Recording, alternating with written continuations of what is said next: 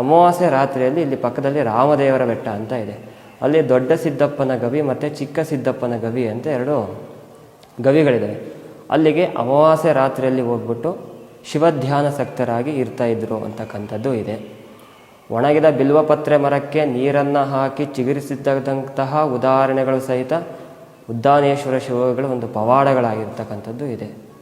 ಪ್ರತಿದಿನ ಪ್ರಾತಃ ಕಾಲ 5 ಗಂಟೆಯಿಂದ ಹಿಡಿದು 7 ಗಂಟೆಯವರೆಗೆ ಈ ಗದ್ದುಗೆಯಲ್ಲಿ ಅವರಿಗೆ ರುದ್ರಾಭಿಷೇಕಾದಿ ಪೂಜಾ ವಿಧಿವಿಧಾನಗಳು ನೆರವೇರ್ತವೆ ಪ್ರತಿದಿನ.